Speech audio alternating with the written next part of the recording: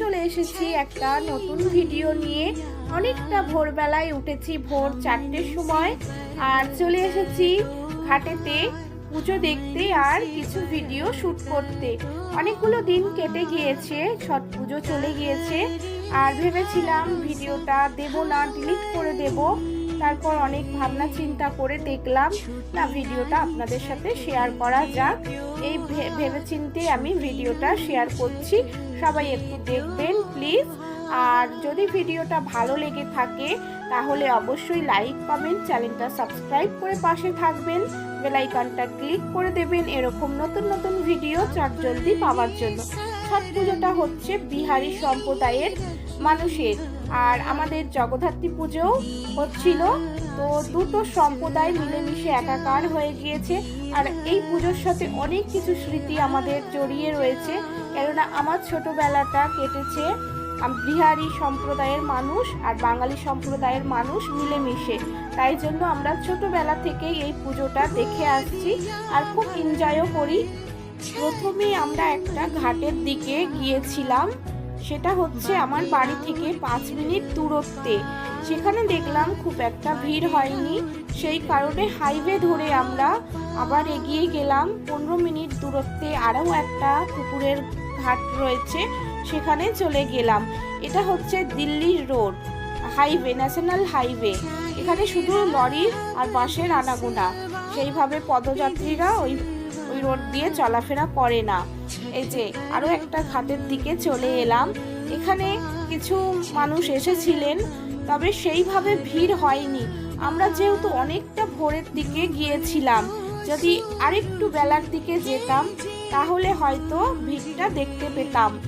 আর আমি ভাবছি যে তাড়াতাড়ি গেলে দেখতে পাবো সব কিছু, পুজোর সবটা দেখতে পাবো। আগে যেইভাবে ভিড় হতো এই ঘাটগুলোয়, এখন সেই তুলনায় অনেকটাই কমে গিয়েছে। সকলে গঙ্গার দিকে চলে যায়, তবে তাও ভিড় হয়। আর আমরা তো অনেকটা সকালের দিকে আমি আর আমার বরমশাই বেরিয়েছিলাম পুজো দেখার জন্য। আমি 4:30টার সময় ঘাটে গিয়েছিলাম। আমি যদি 5:30টার সময় যেতাম তাহলে ভিড়টা দেখতে পেতাম। পরে আমি শুনেছি প্রচুর ভিড় হয়েছিল, পা রাখার জায়গা ছিল না, কিন্তু আমার দাঁড়িয়ে থাকতে ভালো লাগছিল না। আমি ভিডিও শ্যুট তুলছিলাম, ঘাটের দিকে এগিয়ে এসেছিলাম, আমার বর মশাই এক জায়গায় বসে গিয়েছিলেন। আর এই ভয়েসটা আমি দিচ্ছি রাত্রির 12টার সময়। ভিডিওর অরিজিনাল ভয়েসটা আমি মিউট করে দিয়েছি, পরে আমি ভয়েস দিচ্ছি ভিডিওতে, কারণ অনেক মিউজিক বাজছিল, গান চলছিল, সেই কারণে। ভিডিওটা যদি ভালো লেগে থাকে লাইক, কমেন্ট, সাবস্ক্রাইব করে পাশে থাকবেন। আর যদি খুব ভালো লেগে থাকে ছোট্ট করে একটা শেয়ার করে দেওয়ার অনুরোধ রইল। নিজেকেও একটু দেখিয়ে দিলাম। আর জানি না কখন পুজো আরম্ভ হবে। আমি তো ঘাটের এখান থেকে বাইরের দিকে চলে এলাম এবার বাড়ির দিকে যাওয়ার উদ্দেশ্যে। আর সকলে অনেকে গঙ্গার ঘাটের দিকে চলে যাচ্ছে ওই গাড়িতে করে, দেখলাম এই যে যাচ্ছে সকলে। আর এখানে একটা প্যারাশুট উড়িয়েছিল, সেটাও আপনাদের সাথে শেয়ার করলাম। আমাদের পাড়ার মুখ থেকে দেখি একটা পুজো এগিয়ে আসছে ব্যান্ড পার্টি বা ব্যঞ্জো সহকারে। আমিও দাঁড়িয়ে একটু শ্যুট তুলে নিলাম। অনেক দেখছি ভিড়ও হয়েছে, সকলে যাচ্ছে এই পুজোটার সাথে। এই যে ব্যান্ড পার্টি বাজছে, আমি এখানে সব পুরো মিউজিকটাই আমি মিউট করে দিয়েছি। আর এই যে পুজোর সামগ্রী নিয়ে টলি ভ্যানে করে এগিয়ে যাচ্ছে। আর আমাদের পাড়ার মুখটাই এতটা লাইটিং দেওয়া হয়েছে কারণ এখানে একটা জগদ্ধাত্রী পুজো হয়। আপনারাও মা জগদ্ধাত্রীর প্রতিমা দর্শন করে নিন আমাদের সাথে। এই যে আমরা পাড়ার ভিতরে ঢুকে যাচ্ছি, আর সামনেই আছে প্রতিমা, দেখে নিন।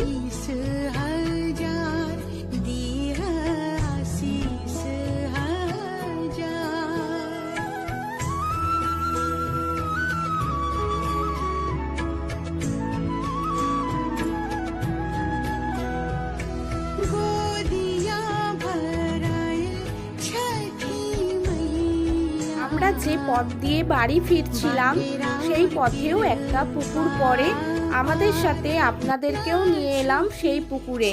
আর এখানে দেখছি পুজো আরম্ভ হয়েছে, কারণ অনেকটা আমরা ঘুরে ঘুরে এসেছি, এখানে পুজোটা আরম্ভ হয়ে গিয়েছে। 5 জন মহিলা পুকুরের জলে নেমে পুজো করছেন। এই পুজোটা হয় সূর্য দেবতার ওঠার সঙ্গে সঙ্গে এই পুজো আরম্ভ হয়। দেখতে কিন্তু ভীষণ ভালো লাগে। আমি যখন ছোট ছিলাম তখন তো আমরা গরম জামা কাপড় পরে এই পুজো দেখতে বের হতাম, আর দেখতাম এই যে পুজো করে এই মহিলারা যখন পুকুর থেকে ওপরে উঠে আসতেন, এনাদের পরিবারের সকলে গরম জামা কাপড় দিয়ে কিভাবে ঢাকবে সেই চেষ্টা করতেন, কেননা তখন খুব শীত পড়তো আর কাঁপুনি ধরে যেত। আর এই পুজোতে কিন্তু অনেক নিয়ম কানুন, খুব কষ্ট হয়। আর 3 দিন 4 দিন ধরে এই পুজো এনারা করেন। লাস্ট দিনে পুকুর ঘাটে এসে এই পুজো সম্পূর্ণ করে থাকেন। আমার তো খুবই ভালো লাগে। আপনাদের কেমন লাগে একটু কমেন্টে জানাবেন। ভিডিওটা কেমন হয়েছে অবশ্যই লাইক কমেন্ট করে চ্যানেলটা সাবস্ক্রাইব করে পাশে থাকবেন। সকলে ভালো থাকবেন। আজকের মতন এখানেই, আবারও একটা নতুন ভিডিও নিয়ে ফিরে আসবো। টাটা।